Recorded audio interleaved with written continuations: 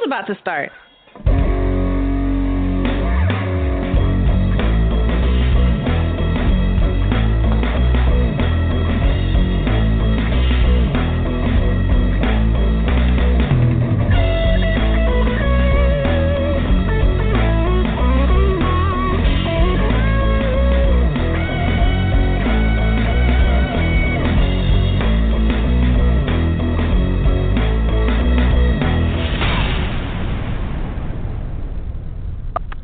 Good evening, everyone. Welcome to a new episode of No Conduct Radio. Tonight we are discussing if you were raised to be racist or xenophobic.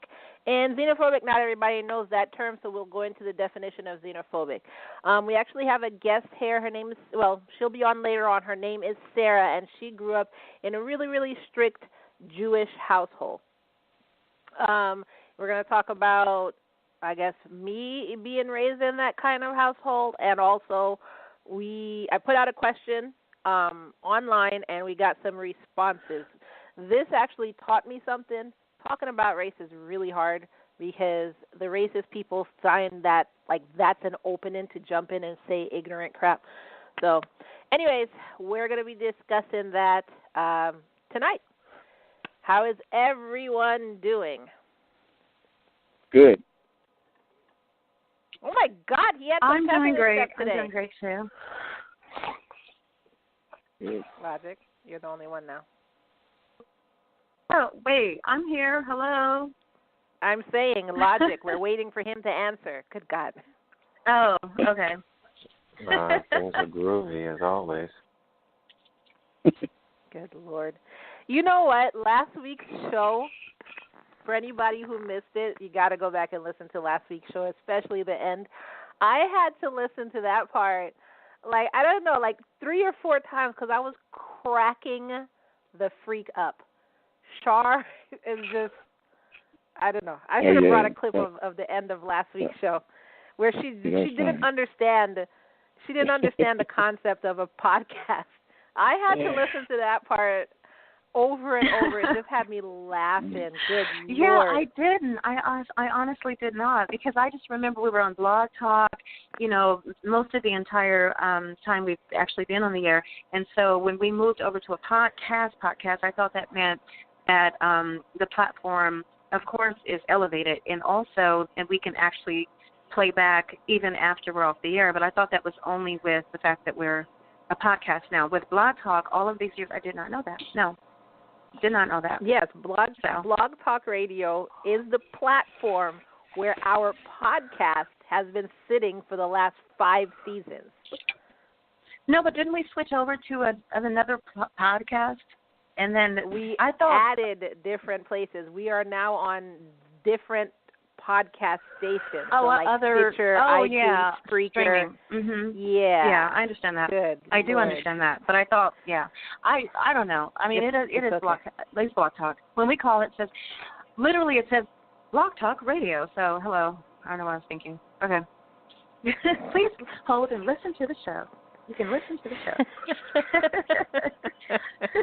Anyway, that gave me 1 minute and 10 seconds. That gave me humor for like the next 30 minutes after the show. It was freaking hilarious. Well, trust me, there's something else I don't know in life, so I can always humor you. There's always more. I have more material available if you want to laugh. So lots of things I don't understand. At all. I do not doubt that at all. Right. So Logic was talking to me about, you know, I guess black people are voting or behind this politician who they don't know anything about her except that she's half black. So Logic, why don't you tell us a little bit about this? No, I was just saying that it annoys me when black people just get behind people because they look a certain way, but they have no idea who these people are. You know, and Kamala Harris they're trying to act like, she's trying to act like she's just down-to-earth politician. Her track record might be one of the most horrendous that I've ever seen. I can't, it would really take too long to really break it all down, but just to let you get your taste of who she is. Like, there was a cop, she was a prosecutor in California. There was a cop that shot a guy that was running away, unarmed. He shot and killed this man. She refused to prosecute the cop. California was real big on civil forfeitures. Civil asset forfeitures is when the cops can pull you over, and if they think that I just got a feeling that you might be doing something illegal, they can take all your money and all your stuff, and you have to then go to court to fight to get your stuff back, which everybody complains is basically Gestapo tactics, like they're just strong-arming people. Sometimes you have to give up a percentage of it, and they get to keep some of the cash or something. It's real disgusting, that whole thing. She fought to keep that. She thought that was a good idea for something to be done. Yeah, and then when this study came out, the state of California did a study on its prisons and found out that a lot of prisons were unlivable and the conditions were terrible. So people were saying, listen, why don't you let the less violent offenders, like people that are there for other, smaller stuff, why don't you let them get early probation? She fought against that and said no, because this would be a huge loss in the labor force. So she felt these prisoners were more valuable in prison so they can get work done cheap. Slave labor. This is who she is. This is what she's doing. You know what I mean? And then I'm looking at people talking about, Kamala Harris, Wakanda forever. Like, even though her father may be Jamaican, technically she's black, but she's not living your black life. She grew up in Berkeley, California. Her parents were, met in college and everything, and they were doctors. And then they separated, and her mother is Indian, like from India. So her grandfather is a diplomat from India. You know what I mean? And so this lets you know the circles that she's running around. And then they moved, when she was 7 years old, she moved to Montreal and only came back to get her doctorate in college. So she spent most of her life in Canada. I don't understand why people are like, oh, yeah, she's not one of you.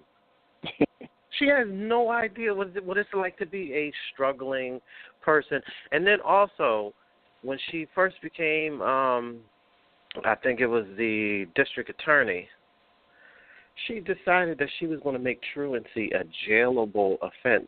So truancy is basically like a failure to give your children all possible options for, schooling and higher learning and all that stuff. So if you happen to be sick a lot, I don't know, perish the thought, you have cancer and you're going into chemo and you're too sick to get up and get your kids ready, your kid missed enough. According to her, it's time for you to go to jail. She's going to send cops over there to lock you up and put your kid in the system. This is what she thought was a good idea for her time and her power. And even her staff was like, are you sure you want to do this? This is not really about it. And she laughed about it and said, yeah, and put the badge of my office on the paper to make it even more intimidating. That's what she said. Her own words. Yeah, crazy. But she's what we need. This is the future. All these dumb black people just running around because she looks like she uses the same comb you do. That is she one of us? What? Yeah, but what are you talking about?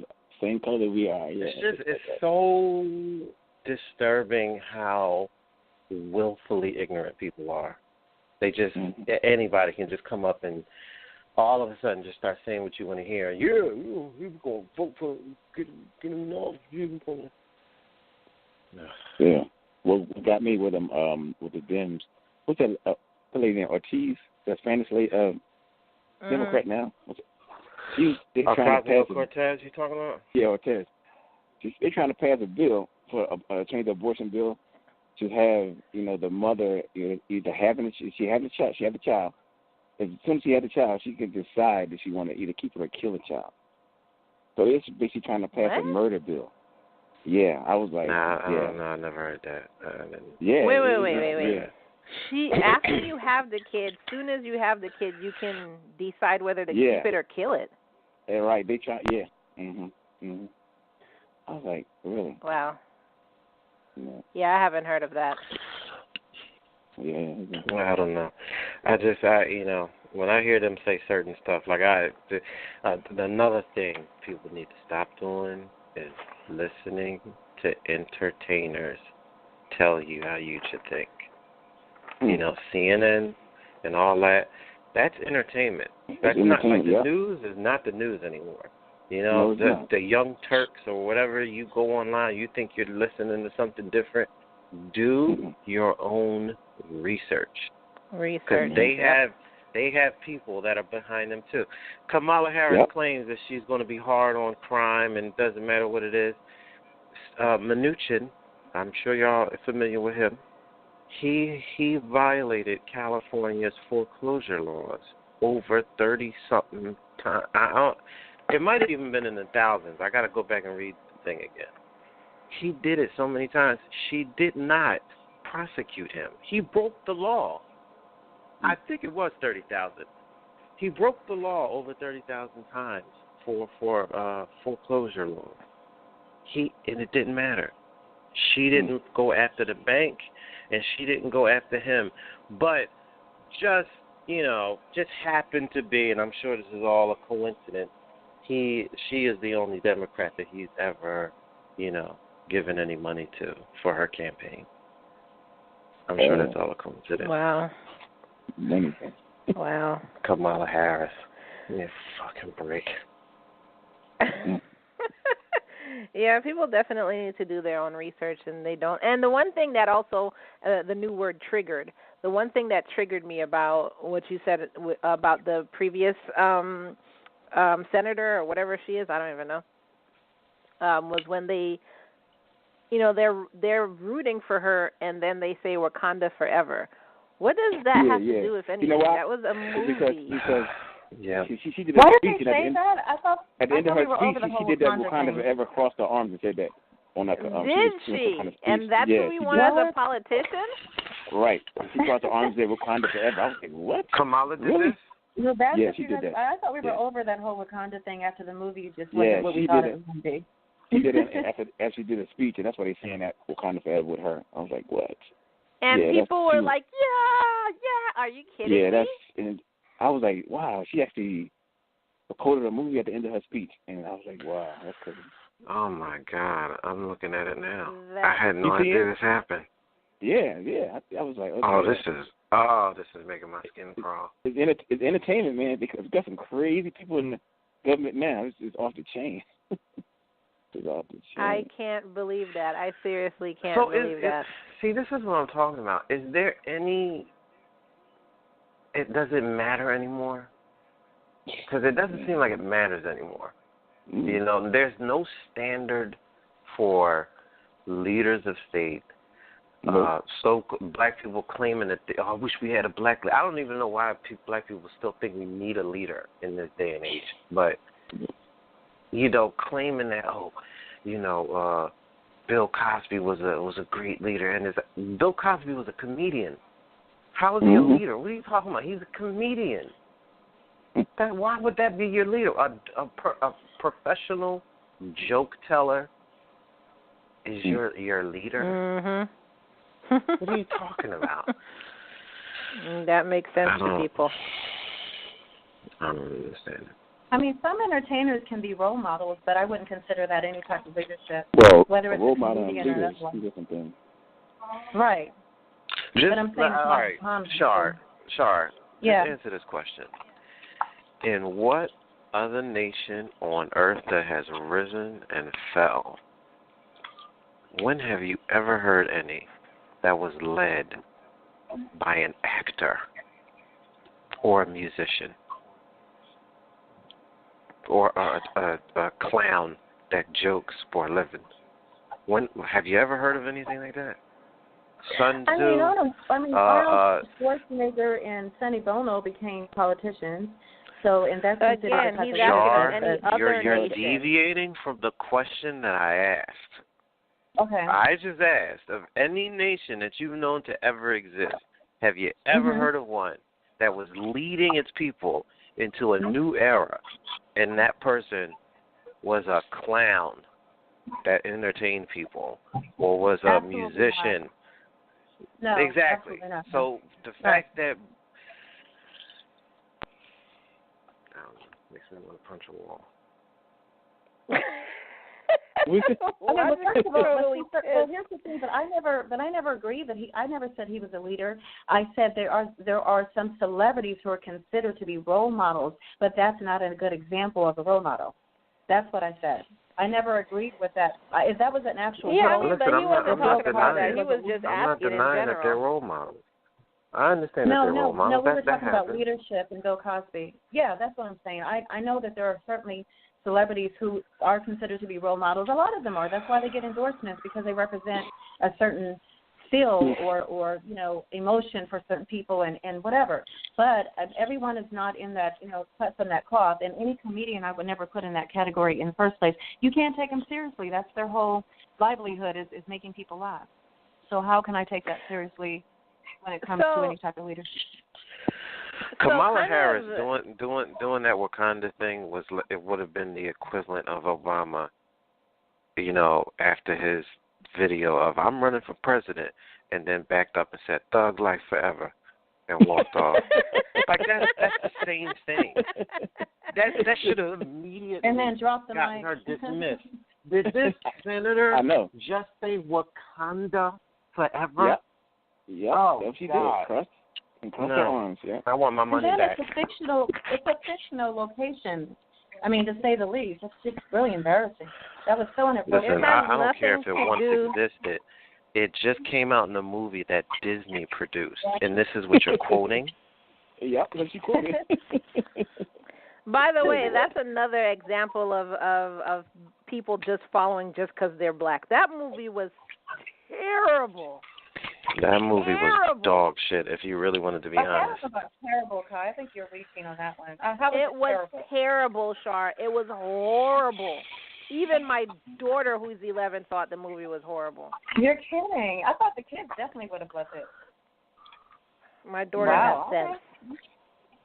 That movie was terrible. They could have done so much more. They could have just brought Blade back, like Blade 1, if they really wanted just a black movie. Blade was So what do you think, BJ? But anyways, No, I didn't like it. And the fake, I grew up with Africans, so I could spot a fake African accent a mile away. Right, yeah. And the fake African accents were just horrendous. Like, it was so annoying. The only person who does a good African accent is Forrest Whitaker. He's amazing. No, Don Cheadle was all right. And DiCaprio I don't remember his. Who? I believe that my African accent is absolutely the most authentic. I'm not sure. What are you, a mix of South African, British, and American? Please, what kind of accent is that? Please, I must say this, please. I cannot pinpoint exactly the location of Africa that I hail from, but I believe that I can tell you that you're not from Africa at all. Rather authentic. No, ma'am. Oh, no, ma'am. Yes, no, ma'am. Yes, ma'am. Like yes, of course. No, ma'am. My name is Suka Kalaginda. That is my name that my mother gave me, and now I've come out of character. So, okay, who's next?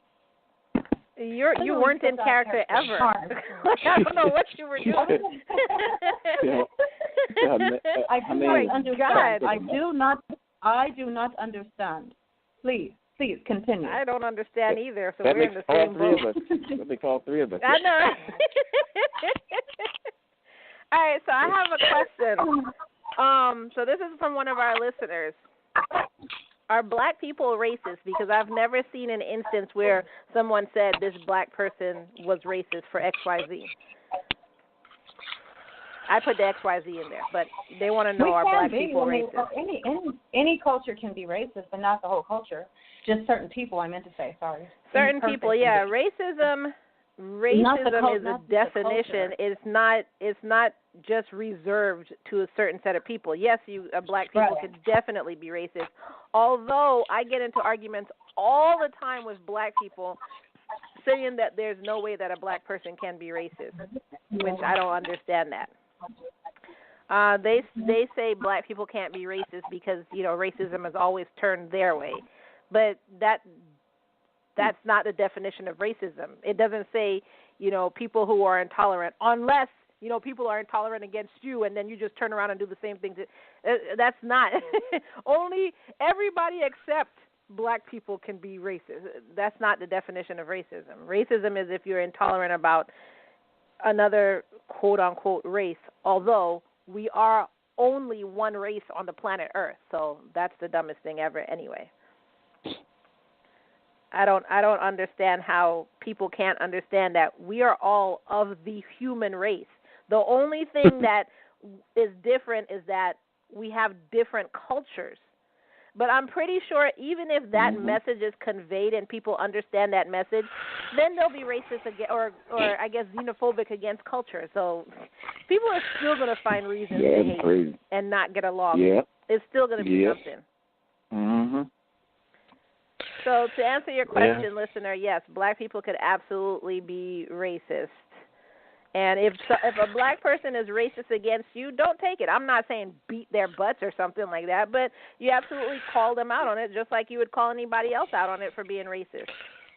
Let me tell you how racist black people can be. I had a friend, this was back in high school, and I don't know, like, you know how certain topics never come up, and so you obviously would never know how somebody felt about something unless it came up. So he went to this Chinese restaurant or whatever and got food, and you know, he brought the food back to his house. I later came to his house and was talking to him, and he was like, "Yeah, man, I had to tell this gook broad to not put no blah blah blah." And I said, what? He said, I had to tell this gook broad and blah blah blah. I said, "Are you saying a gook?" He said, "Yeah." I said, "What the fuck are you saying that for?" And he was like, and he started laughing, like, come on, man, you know what I mean? I said, no, stop. I said, "Why is that funny to you?" And he was like, "What? That's what, that's what you call." I said, "First of all, no, that's not what you call them if you mean Chinese people. That's a Vietnamese slur. And that came from people that went to war and was using slurs to be assholes towards Vietnamese people." I said, so it's literally like their version of being called a nigger.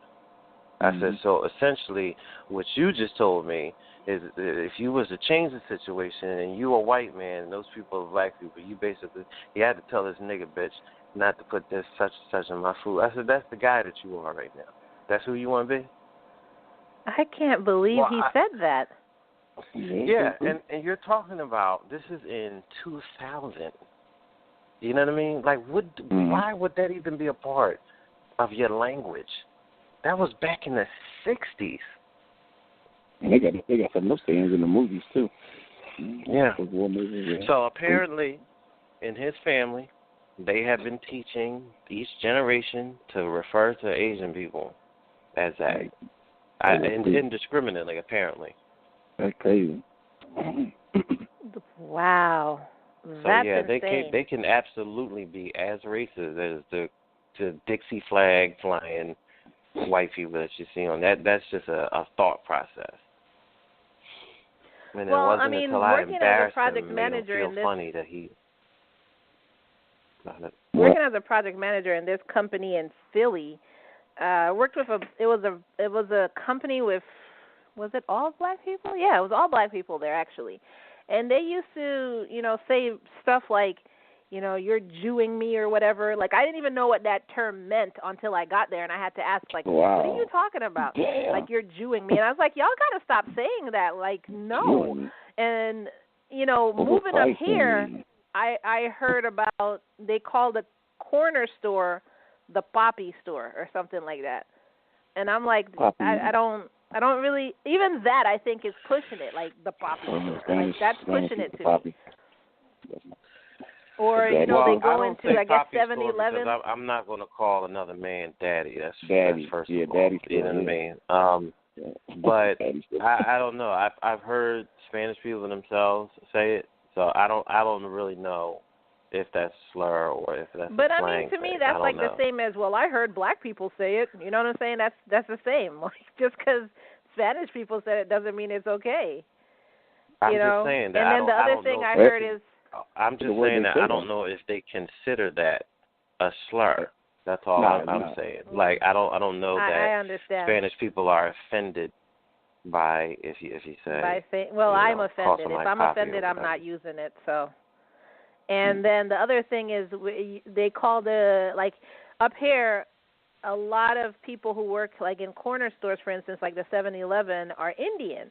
And so they'll call them the Hajis. Is that right? The Hajis or something like that?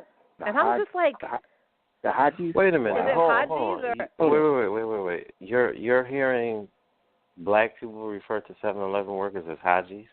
I never heard that. They call, like, I think the word is Hajis. I'm not sure. Who is they, though? That's my question. A lot of people up here, whether it's black people, white people, whatever. But they'll say who works at the corner store, if it's an Indian. I never heard that. I never heard that. Really? I only heard that when I moved up here. Towel heads. I heard towel heads, dot heads. I never heard of Hajis. Well, okay, wait a minute. Is this the suburbs or are you talking about the city? I think more the city. I have never. I can't remember. I can't place where I've heard it. Ever heard people refer to 7-Eleven as the Hajis? Wow. Never. Well, not 7-Eleven, but the workers. They'll say the Hajis or something like that. I understand what you mean. I mean, they're in Dunkin' Donuts and everything, but I've never heard anybody say I had to go to the Hajis for this. The only people that I've ever heard say that are like, rural white people. Really? But maybe it was in the suburbs. I don't know. Yeah, I've never heard. I don't know, but it's a lot of stuff that I've heard up here that's like it's just normal, and I'm like, you can't say that. Like I remember, last year. When you first heard it, where were you? Who said it? I can't remember. I don't know. It's just like the reason why I logged it is because even though the South is racist, I guess they're more undercover racist. I don't know. And then you move up here and people say stuff like, yeah. The South is more undercover racist than the North? Are you sure I'm about to say, what? I don't even know how to put it. Because they out in the open in the South. I mean, because they don't run around saying, for instance, Hajis or the Poppy store or, you're doing me. Yeah, because they shoot them on their front porches and call them Arabs. Exactly. What are you talking about? I mean, listen, it's just, I guess I'm not it's just denying. a different... Look, listen, hold on. I'm not denying that you got some ignorant motherfuckers walking around the city. I am not. You go to Fishtown, they try to act like they don't live in the same hood as the black people next door. Like they have that kind of attitude in Strawberry Mansion. You know what I mean? So I understand what you're saying, but for you to start to kind of conceive this idea that the South is a little more. I don't want people to know I'm racist. No, they're very overt in the South and in the Midwest, and oddly enough, in California, it's very, very, very pronounced how racist people are.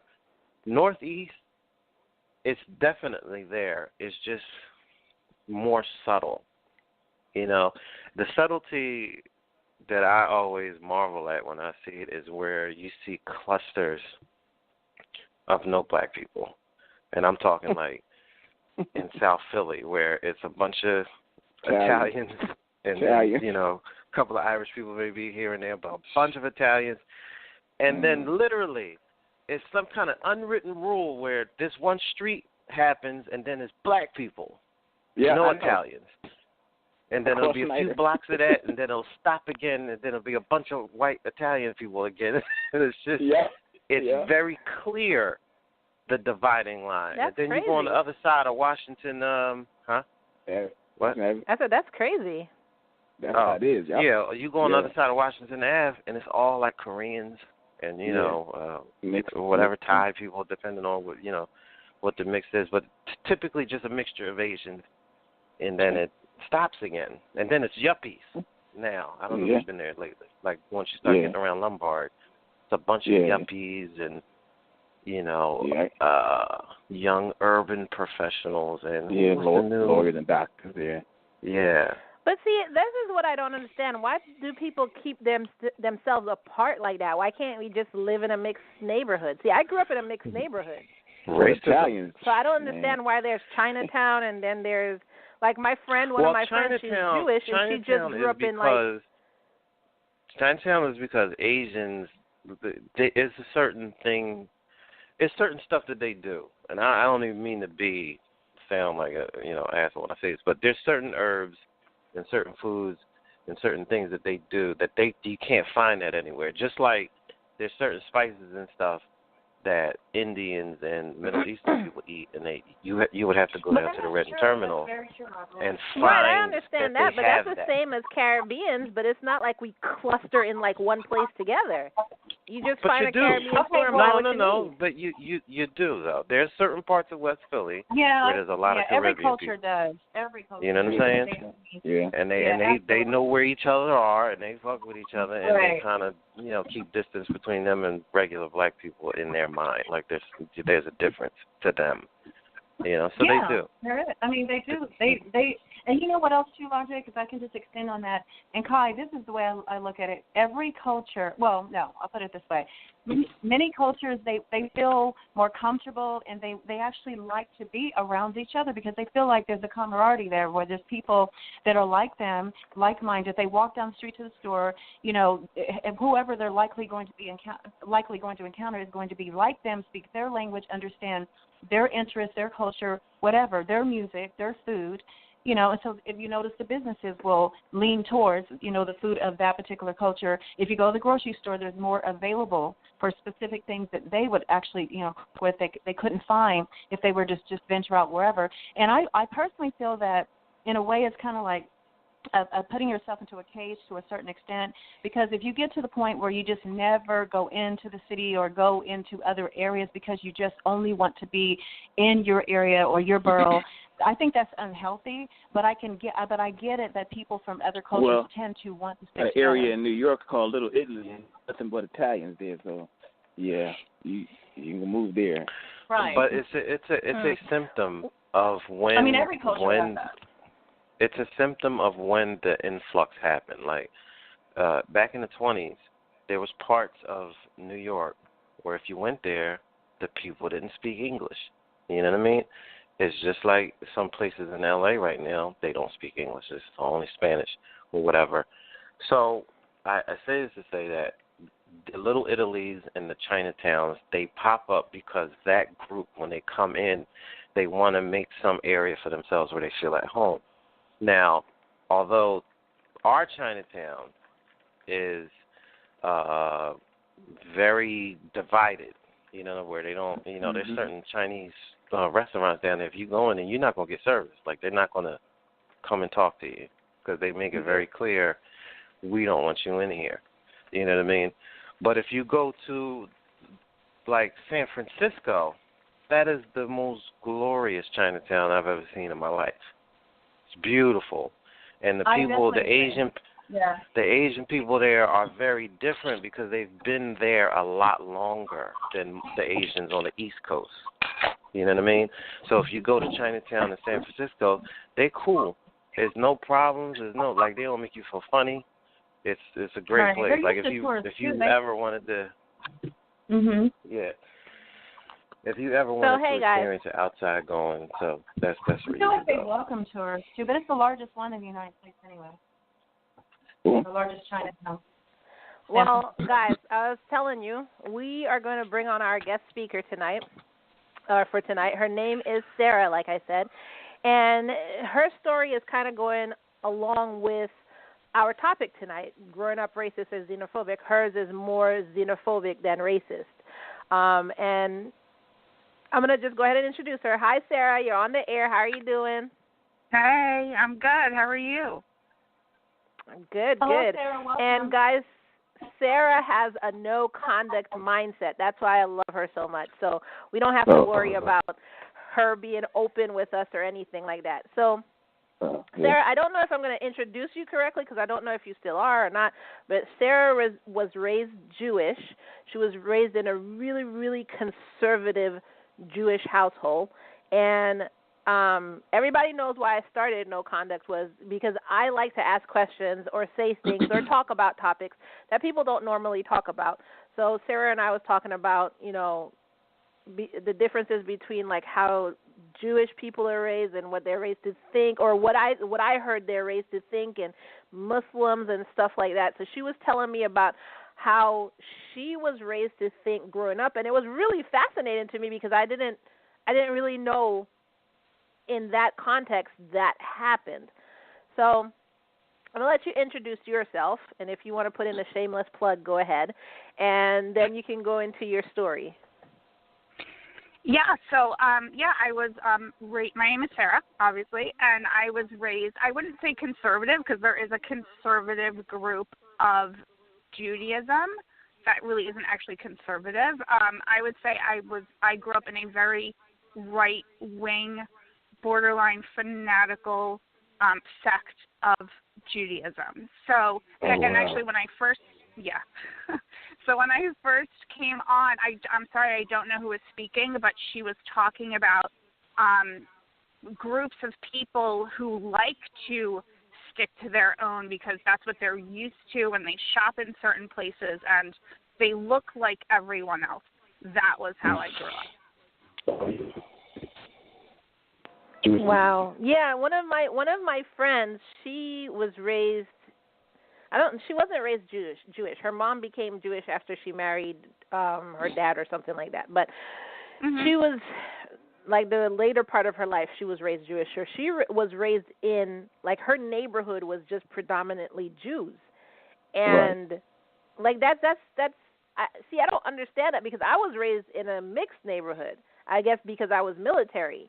And I just never understood why people just stay in neighborhoods where everybody they just look alike. It's a power play. It's a power play because you have leadership and power, tells you what to do, and if you don't, and you have everyone else who looks like you looking over your shoulder to see what you're doing, and if you don't toe the line, there's a problem.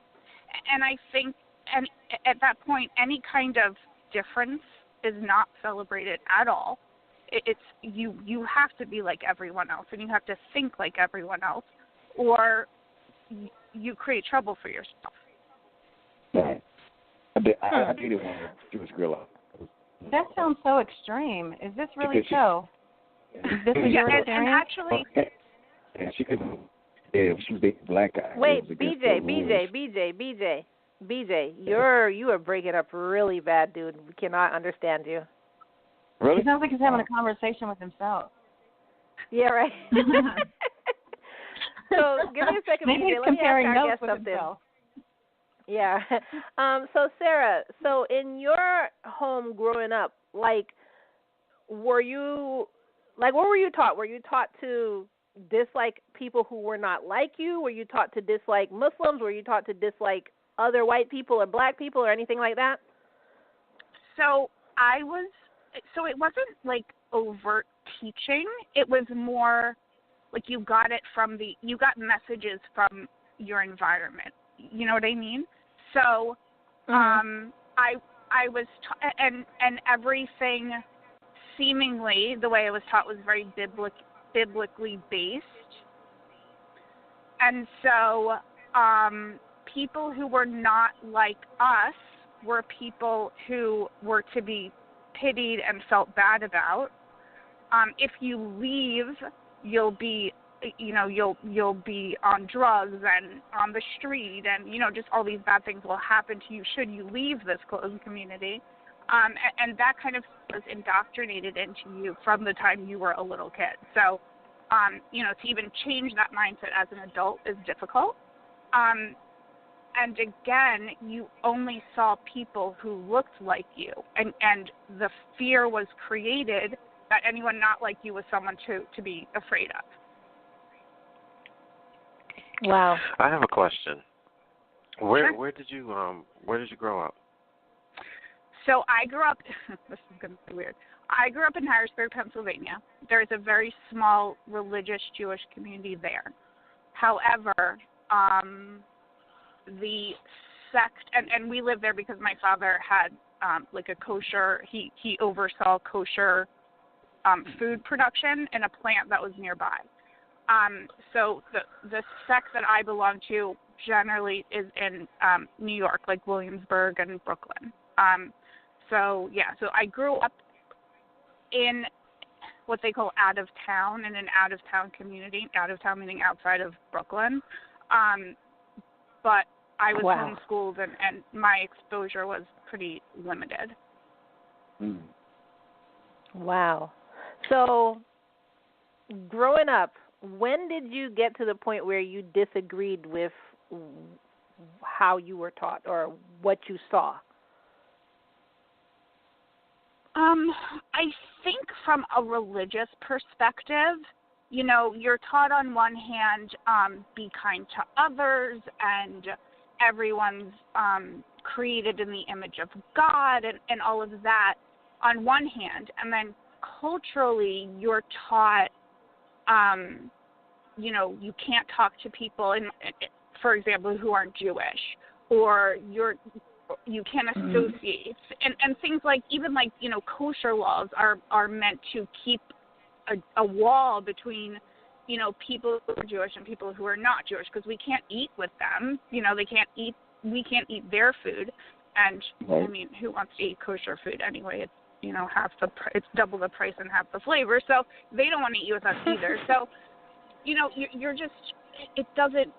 You have to go through a lot of mental gymnastics to make it work from a logical perspective. If you're if you really are a religious person, and I think because my parents were, my mother was a convert, so that automatically puts a red X on you. So I grew up as other in that community anyway. So I think my mindset was, if you're going to treat me like that, well, fuck it, I'm going to give you a reason to treat me like that. So I always had this other thing, and I celebrated it myself. So, yeah, I think it was just, for me, sort of a learning process to really look at what I'm being taught versus what the culture says or does. So something you said is kind of amazing to me. So even within the community, if you're a convert, they treat you differently? Yeah. Yes. Wow. How is that bad that you're a convert? Was the group that you were a part of, was it the Haredi? Yes. Okay. Right. Converts, I mean, biblically speaking, you are not supposed to treat them differently in any way. You're not supposed to make them feel bad for being a convert. But again, in practice, it does not happen that way. And, you know, schools will not let you in. People will not let you marry into their family. It's difficult. It's really hard to be a convert in a very right-wing Jewish community. Very hard. Don't you guys have arranged marriages too? It's not exactly arranged. Like, theoretically speaking, you can say no, but you very rarely do people say no. Mm-hmm. Wow, that's amazing. Now, when you were taught that to not speak to people or whatever that were different than you, was that specifically people other than Jewish, or was that people other than white skinned? What was the focus? It was specifically non-Jews. Wow. And I think once you get into that nuanced situation, like as you get older, it's just understood that people who are not like you, and specifically people not of the same color as you or that look like you are not people to associate with. Yeah. Mm-hmm. So, and I asked this because I read an article, maybe it was 2 weeks ago. So you're saying non-Jews, but what about like the Jews that are from Africa? So they're African. Do y'all like Ethiopian Jews? Yeah.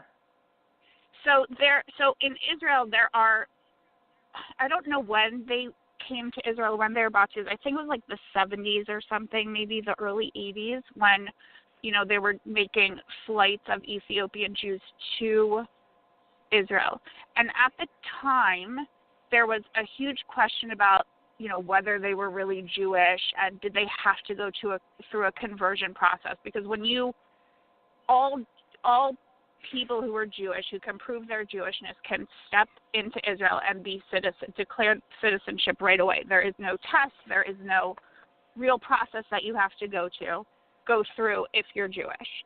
And so there was a big question about that. And I think a big rabbi came down and said, sometimes I don't even know what the decision was. However, now, 30 years later in Israel, there is all you have to do is Google Ethiopian Jews in Israel, and there's so much discrimination. It's like America in like the 30s. It's horrible. Like they don't let them into schools. They Wow. It's horrible.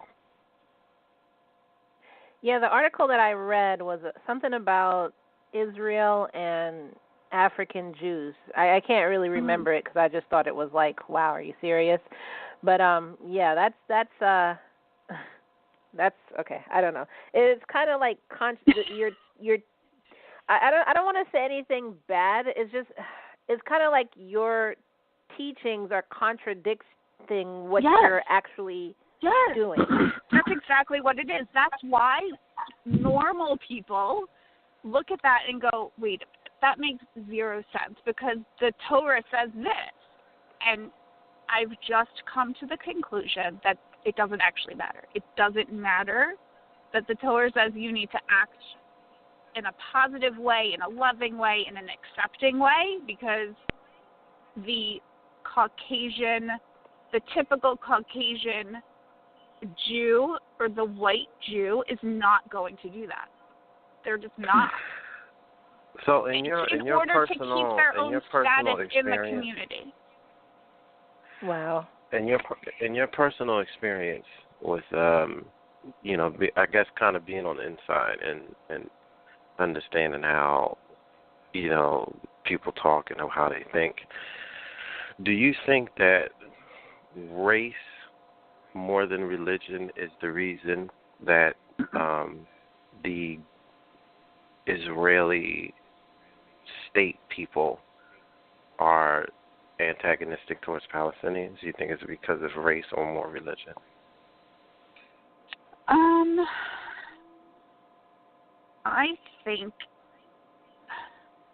don't know. I would say it's power at the moment. Because when you wield the power, you get to say who lives well and who doesn't, or you control the resources, right? So in the Bible, are there a lot of bad situations between Jews and everyone else? Really? Yes. And most religious Jews will tell you that, look, it's in the Bible that Jews are hated, so that is just the fabric of the world. That's the way it is. So from that aspect, yeah, and look, my people like to play victim a lot, and you'll see, any kind of pushback about anything is, oh my gosh, they're anti-Semitic. Meanwhile, just follow the law of the land, and you won't get into trouble. Like I was just reading an article today about somebody in Brooklyn getting a ticket because they were parked illegally, but the person writing the ticket must be anti-Semitic. No, how about you follow the rules? Wow. It's very simple. So, and that happens all the time. So I don't. Especially in politics. In terms of, Yes, especially in politics. Yeah. But in terms of, the Palestinians versus Israelis, I think it's a little bit of both. I do. And just even the mindset of that is, for me, sort of a little bit of a mind fuck, given what you're taught about that situation, versus if you just look a little bit deeper about what the history is and, the way Palestinians are treated, it's really hard to reconcile what happened versus what probably should happen. You know what I mean? It's a mind fuck for sure. Because there's so much brainwashing. That's what they did to Natalie Portman when she went and visited somewhere and saw something and was like, I can't, in for good conscience, support this. And they said, oh, well, you're cut off, you're a self-hater, and they revoked her ability to go home, and it was the craziest thing. And she was born there. And she's from there. Yeah. She's from there, yeah. Even a secular Jew to say something so outspoken, you'll pay for it. You will. Wow. So I don't know if you've been hearing my phone buzzing this whole time, but I have an influx of questions coming on for you. So, okay. All right, so first question. Would you show more favor to a white Christian than an Indian Jew? And I'm guessing that's not for you particularly because, she just said that, she doesn't believe in the way she was raised. But I guess in your community, let's put it that way, would they show more favor to a white Christian than they would an Indian Jew? That's a really good question, to be honest. I think, I'm not answering this from my perspective just because, I take things on an individual basis. If you're a good purple person, then, I'm all for you. If you're a bad white guy, then leave me alone. You know what I mean? So, but I think from the perspective of the community, they would go Jew first. Oh, interesting. So, if you boil it down, who are you going to let someone marry, right? You're going to let them marry the Jew. Yeah. Yeah, I understand. All right, next question. Oh, well, I guess this is more of a statement. I didn't know Jews believed in the Bible. The first 5 books of the Bible is the Torah, and then the New Testament is not ours. Nope. So, I have a hard time with the English ones. From Genesis through Deuteronomy is what Jews consider the 5 books of Moses. Right. Okay, next question. Do you support Israel or Palestine?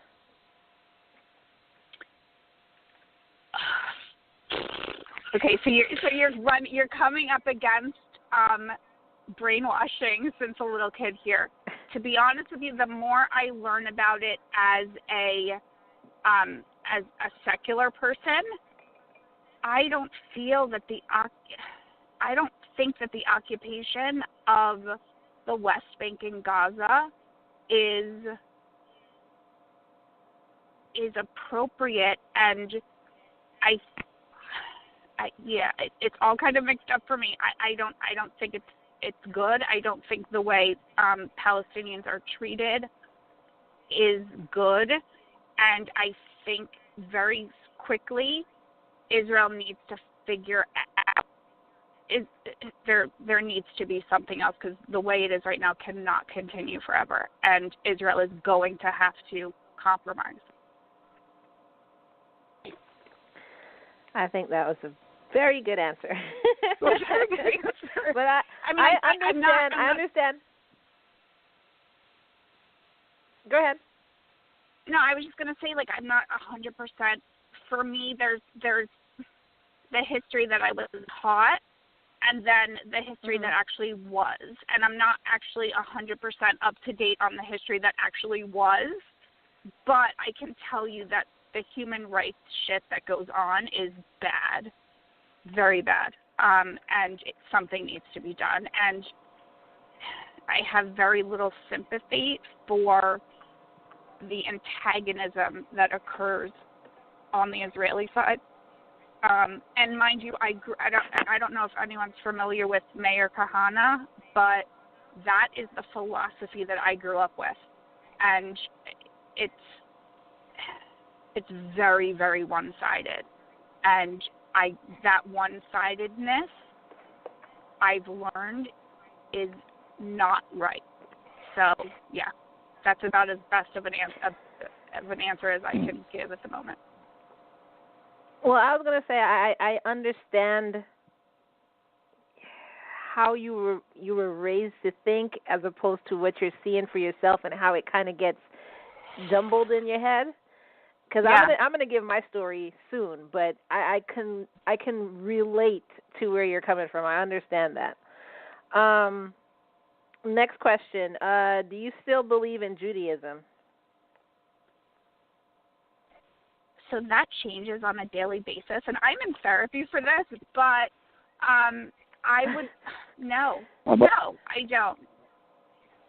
It does change on, like, you could ask me tomorrow, but there are things about Judaism and the way I was raised that I can appreciate. In terms of, you know, when something goes down with you, like, the community is there to help you and they back you up and they do all of these great things, but they're also pretty evil. You know what I mean? So, Can I ask you a question? Yeah. When did you start rebuilding? I'm sorry, I didn't hear. At what age did you start rebuilding in your community? I completely left when I was 18 years old, like in the middle of the night. Oh, wow. In the middle of the night. Oh, the marrying age. Okay. Yes. Oh, and wow. I was in the process of dating to be married. You don't date just for fun. You date with the intention of being married. Yes. Exactly. And I do. I thank God, whether there's a God or not, I don't know, but I thank God every day that I got out when I did, because otherwise I would be stuck with, 10 kids and no education and no skills. So at home. Yep. At home. Yeah. Huh. Mm-hmm. So, quick question. I know the very, very outskirts of Judaism. The friends that I have, they're not really in the community, so I don't really learn a lot from them. But so you said you would have been stuck with 10 kids and no education. Do they not believe women should be educated? So women are educated with a lot of boundaries. So girls tend to be more educated secularly than boys, mostly because they do the things like pay the bills and, do that kind of secular stuff. Men, at least in the community that I grew up in, were expected to sit on their butts and learn all day. There's a culture of living off the government. There's a culture of being supported by family members, which isn't sustainable for long term and, after the second or third generation, but at the moment that's the culture. So girls are expected to be like one of a couple things. You can like style wigs, or you can teach, or you can be like an occupational or speech therapist, and there are a million of those. And you're still expected to pump out babies and run a household while your husband learns all day. So are girls, is education valued? Secular education is only valued in so much as you can support your family while your husband is learning. For boys, it is not valued that much at all in the community that I came from. Wow. Do you, and this is my personal question. Go ahead. No, I was just saying, in fact, in New York, there are movements to, because all of the yeshivas, the Jewish boys' schools in Brooklyn, specifically, get federal funding, and they're supposed to meet standards of secular education, which a lot of them don't do. So there have been recent movements to, and the reason why they're allowed to continue that way is because, politically speaking, in Brooklyn, Jews hold a block voting situation. So you're not going to go against the Jewish community in Brooklyn if you want to keep your political seat. So, there are movements to fix that. I don't know how that's going to happen. But Power, yeah. Power in numbers. Yep. So this is just basically my personal question based on what you were just saying. Your community, I'm not talking about the whole Jewish religion, but your community in particular, do you more see that as a cult? Yes. Mm. Huh. And the reason why, and also, so from a cult perspective, I don't know if anyone watches Leah Remini, The Aftermath, which talks about leaving Scientology. Yeah. I watch that show religiously. And every time I watch it, if you substitute Scientology for right-wing religious Judaism, it's exactly the same thing. Exactly the same thing. Because, and the way I kind of look at it is what happens when you leave. What happens when you leave, at least my community, you get cut off. I haven't spoken to any family members in 21 years since I left. Wow, that was going to be my next question. Wow. They won't talk to you? How does your mother not feel that loss?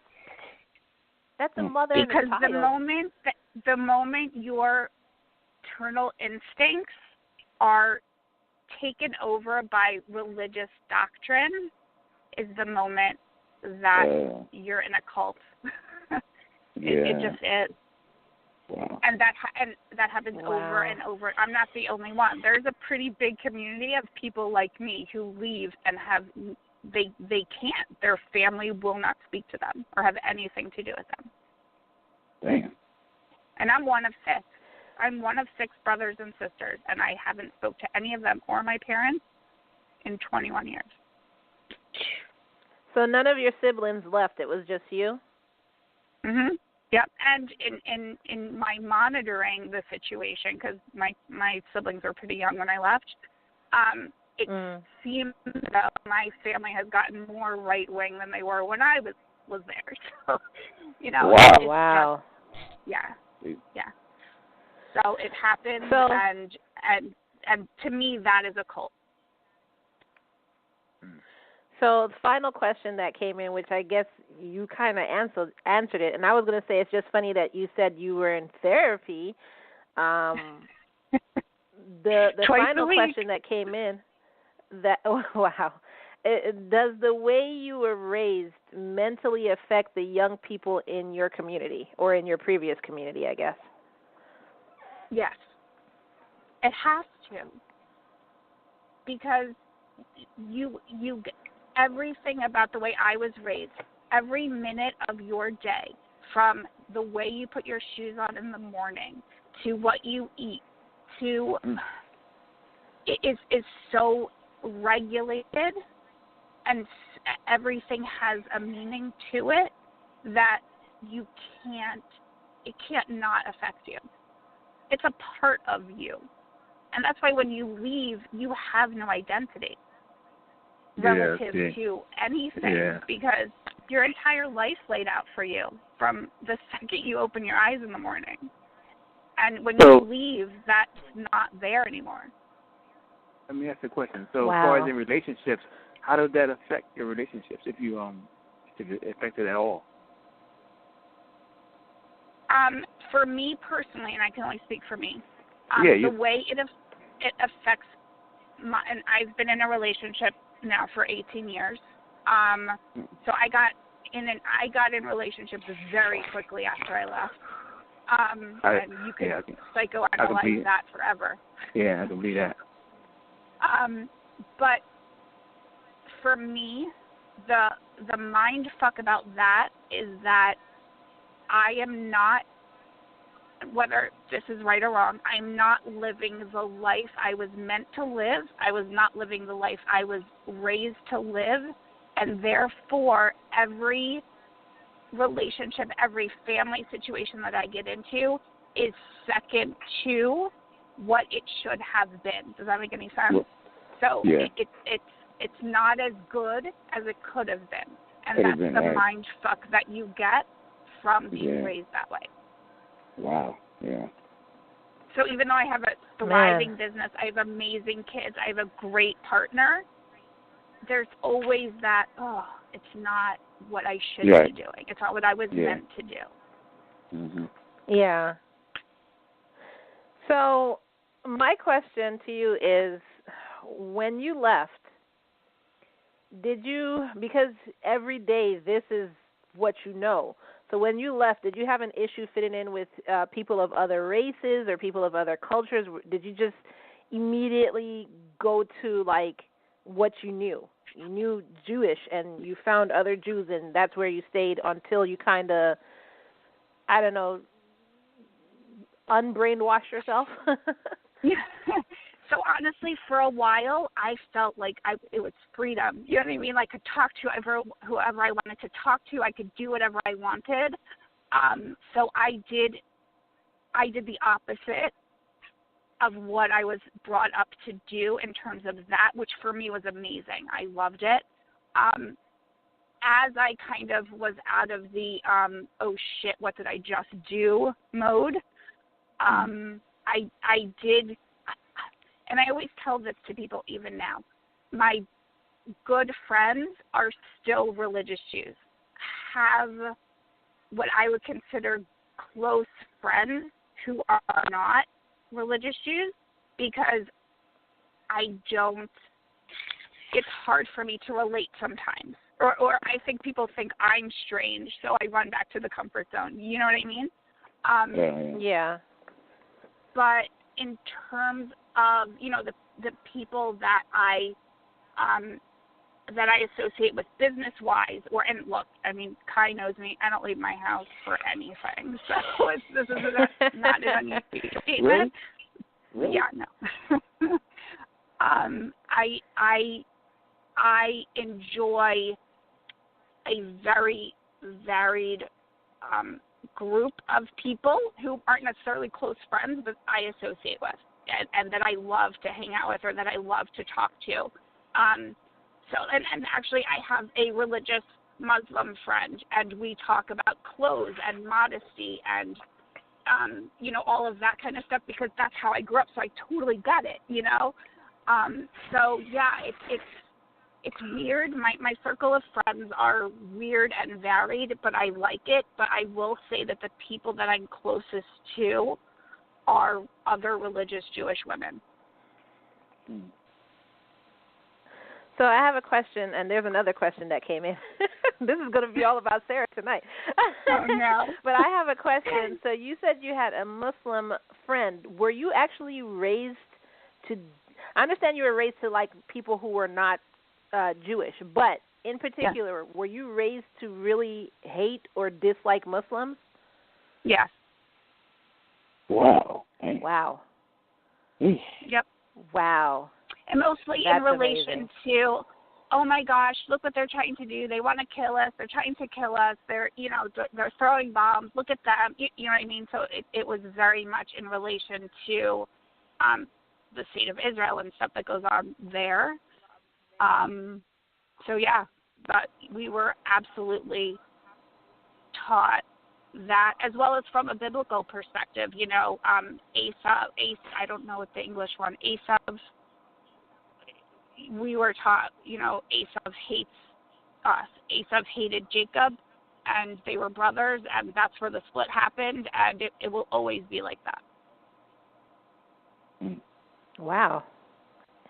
So when you left your home, I knew you were just talking to everybody, but when you came across a Muslim, did you, not on purpose, but subconsciously, did you, like, hesitate? Probably. I would say probably. Yeah, because I think, again, it's one of those brainwashing, so ingrained in you things. Yeah. Yeah. But I will say also, too, like, I have a hard time going into, like, a very, like, if you go, like, going into Lakewood, New Jersey, for me, invokes way more anxiety than anything else, just because all the religious Jews are there. So that gives me a ton of anxiety also. So, but yeah, I mean, I think for me back then, really, I don't know if it was a specifically Muslim thing or if it was just a not Jewish thing. Like, oh my gosh, they're not Jewish. Like, they're scary. Yeah. Well, when you go to Lakewood, for instance, I mean, do they just automatically look at you differently? Like, do you look different from them, or would they be able to point you out and say, oh, she's not one of us? Yes. And I do that on purpose. Like, I used to, like, wear a skirt and wear tights and cover. I don't do that anymore. I don't have time for it. So you walk in out glammed up, and they start pointing at you like, please look at me, please, and say something. Like, say something to me. I want you to. Wow. So the question that just came in was. Oh, go ahead. Wait. Let me get the listener's question. The question that just came in go ahead. was, is your current relationship with a Jew? Yes. That was my question. Thank you. That was it. Yes. He's a secular Jew from the Bronx. So, wow. Yes, he's Jewish. Did I open up his eyes to what more religious Jews, what the lifestyle is? Absolutely. And he's horrified. And sometimes he says, my Jews and your Jews, and he makes the distinction. But yes, he is Jewish. But to be honest with you, I've dated non-Jews in the past, and I would have been just as happy with that as well. So I didn't go out of my way. So with him, which I know I don't know, you've been with him for a while, so maybe you do know, but he wasn't raised exactly like you were raised, but was he raised to, like, also dislike non-Jews or dislike Muslims, or? So it's funny because he knew I was coming on today in the topic, and I said, like, how were you raised? Like, was it overt? Like, for me, it was overt. Like, those are bad people. Non-Jews are bad people. Non-Jews, you need to keep your association with them limited. I think and he said no, it wasn't, he was not overtly taught that. Is there an underlying racism going on? Probably. But it wasn't overt, and it wasn't backed up, obviously, by biblical stuff, because that's not really, what he came from. Understood. Wow. Man, that was very interesting. And she actually had the phone blowing up. My phone kept on zip, zip, zip, zip. Now. Wow. And I mean, I'm like a really go ahead. No, go ahead. No, I just wanted to say, like, I'm a really solutions-oriented type of person. Like, I don't know what to do about it. I don't. And I know among my friends, like, I'll point it out, like, whoa, that was a really racist thing to say, or something like that, or try to walk them down the road of what are you doing, so they come to it themselves. And it's not, I don't know, like, I don't know what the solution to racism, at least in my community, is. I don't know. I mean, to me, with anybody, I think there's always going to be racism, bigotry, hatred. It's just not going to go away. But my thing is just education. You know what I'm saying? Yeah. That's what I think. And that's why I even started this show. Just, you're not going to reach everybody. I have arguments and debates with people all the time. I pointed out something logical to somebody just the beginning of this week, and they came back with just some illogical stuff, and I was like, wow, I'm talking to a brick wall here, like, really. Yeah. And I just walked away from it. Yeah. So you're going to reach, if I at least reach one person, I'm happy. I know I'm not going to change everybody else's mind. Like, you're not going to change the entire world's mind. But if you change at least one person, then I'm happy, So you'll kill yourself trying to find the solution because there is none. There is none. I mean, the best thing to do is just incorporate, one positive value, a day if you can, into anyone that you meet or people, or even the way that you present yourself or the things you think about. But also do the same thing with your children. As long as you can just incorporate positive values with the way that you think, your kids will pick up on that, and they'll be raised in the way of accepting all people and not having that wall, that barrier. So it doesn't have to be a generational curse, so to speak. And that's an interesting point, too, because my son goes to a public school that is, I believe it's like 70% African-American, and so most of his friends are black. And I think it was his freshman year. It was his freshman year when he was at the mall or something with a bunch of his friends, and someone got accused of shoplifting, and there was an incident. And that was the moment I said, you know what, I have to show my white child, I have to teach him how to behave. And it kind of struck me, not that it's the same thing, but it's a very, very, it's a more impactful and more important conversation that black mothers have to have with their black sons about situations like that, how to act. And to me, that was such a moment for me to have to deal with that when there are other mothers that have to deal with that on a daily basis. And it was just something that was like not in my wheelhouse at all.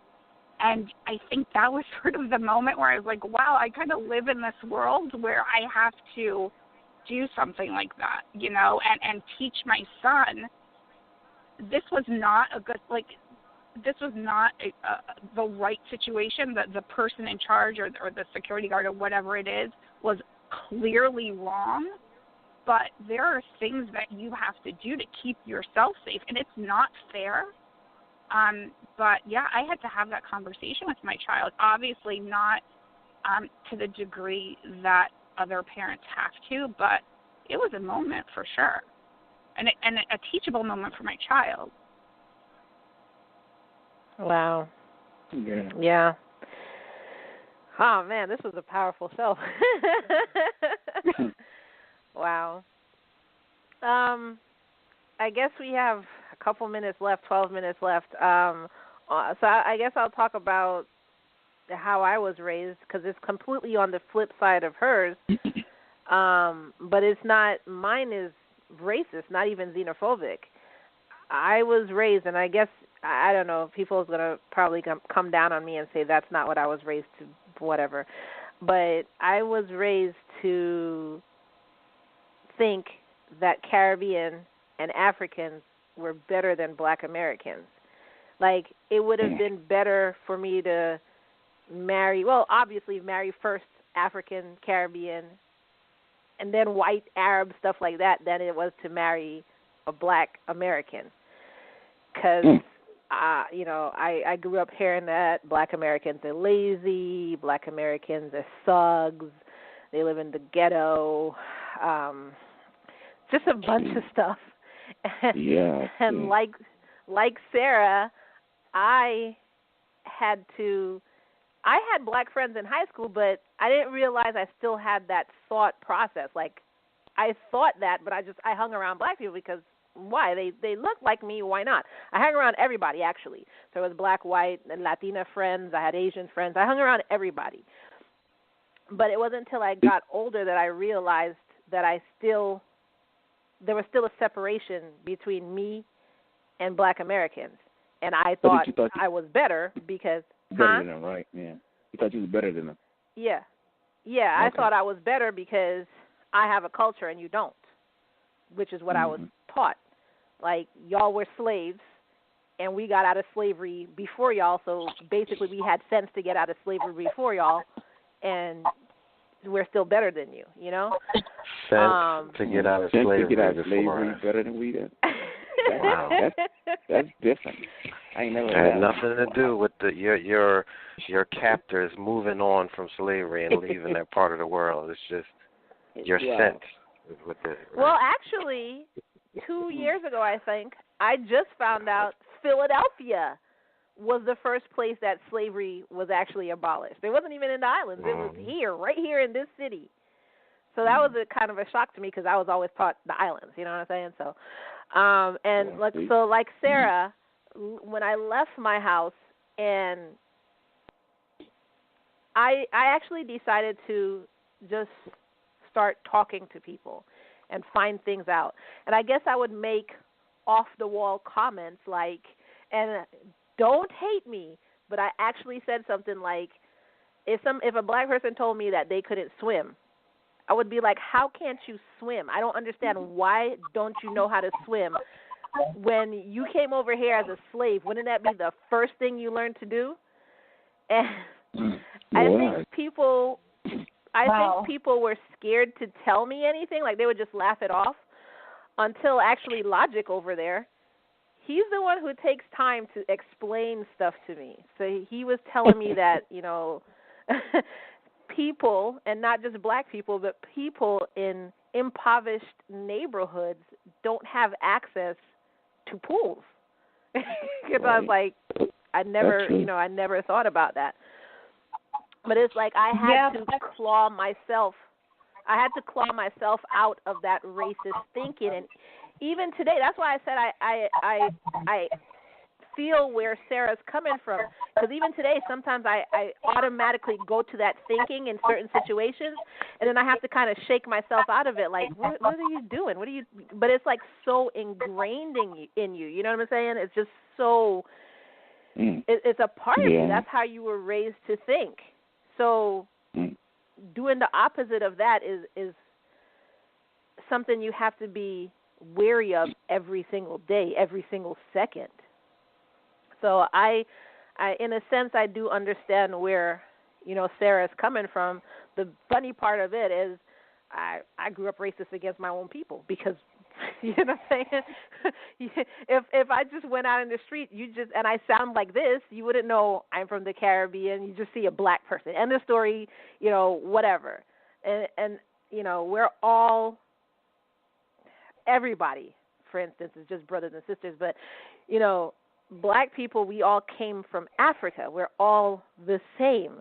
Why would you be racist against your own people just because they came further north or west or whatever than the rest of us? Like, that's some stuff I don't understand. And then, I do ask about it, but I'm always shut down. Like, no, we didn't teach you that. And I'm like, what are you talking about? Like, some of my brothers are still really racist. Like, you know what I'm saying? But when you try and ask, why do you think that way? It's always like I was told the nuns taught them to be that way. So the nuns taught the Caribbeans to hate the Africans and the black Americans. The nuns taught the Africans to hate the Caribbean and the black Americans. And it's always like an excuse, but I'm like, okay, so somebody taught you this, you have your own mind. My thing is, you have your own mind. You could still get out of that thinking. You know what I'm saying? So I never really get an answer. Unlike Sarah, my family still talks to me because it's not a big deal. They just, like, I remember my mom made a statement when they realized that, I guess, I don't have a set race or culture that I'm attracted to. I'm attracted to you. If you're cute, you're cute. You could be Asian, Black American, from the Caribbean. I don't care. If you look good, you look good. And they made a statement was like, oh, you're going to bring home either a Latino guy or a Black American. So, and then my mom just stopped. Wow. Disgusting. That's crazy. Damn. So I don't have it like Sarah where her family stopped talking to her, but my brothers tell me stuff like, you live in the ghetto. And I'm like, which ghetto have you ever seen me live in? You know what I'm saying? Or you like hanging around ghetto people. My brother has told me that too. You like hanging around ghetto people. I'm like, name one person from the hood that I've ever hung around in my life. Are you trying to say I like hanging around Black Americans? Is that what you're trying to say? So those are the kind of comments I get, but they still talk to me. So Sarah's situation is like heartbreaking. Like, you don't even have your family, your siblings to talk to. You're just like all alone. And I'm guessing they haven't met your kid or your the person you're in a relationship with. They don't know anything about you. That's like heartbreaking. Yeah. But you know what? At this point, you know, it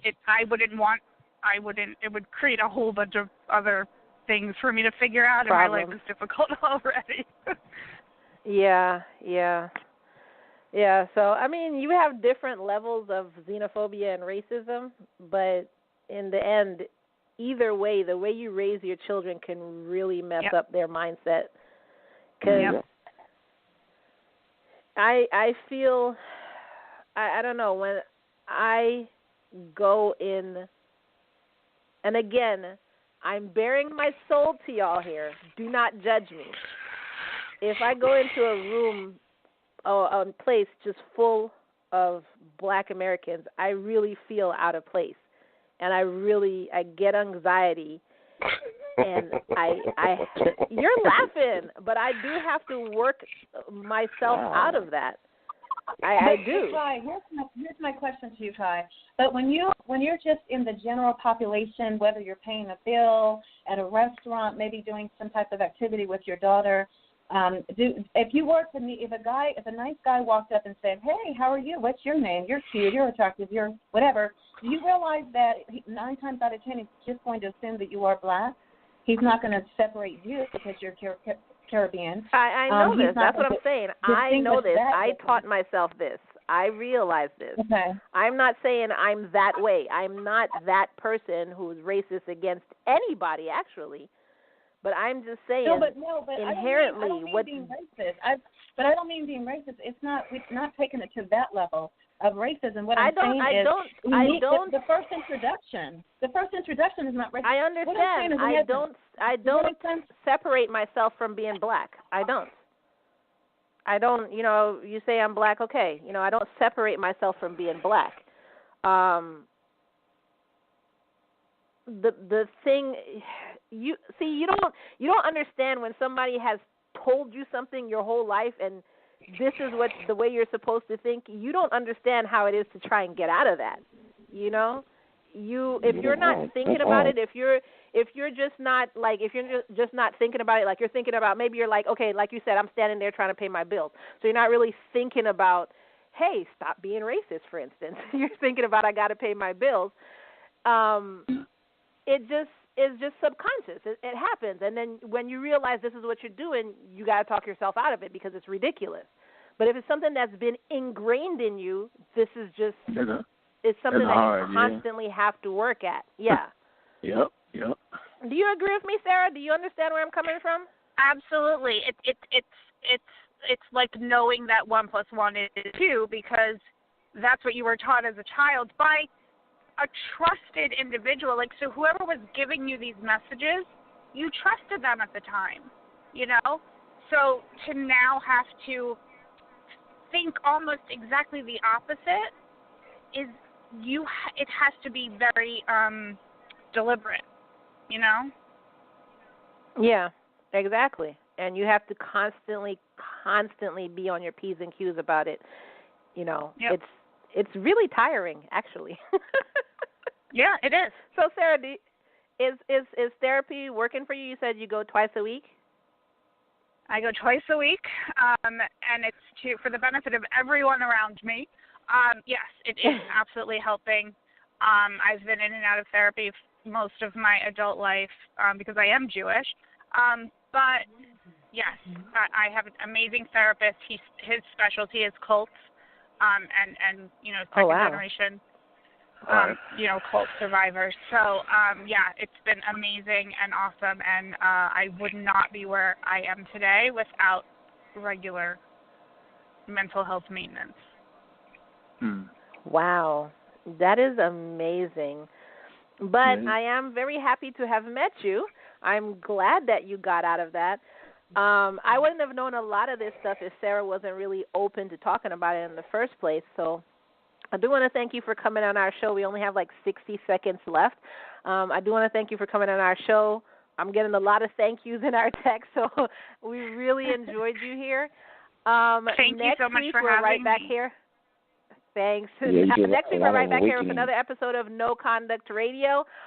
If you still want to talk about this, if you want to continue with this ongoing discussion, you can always go ahead and text at 484-840-3627. That's our hotline, 484-840-3627. And if you have any questions for Sarah, I'll go ahead and forward those questions over to her, and she'll get you back with an answer.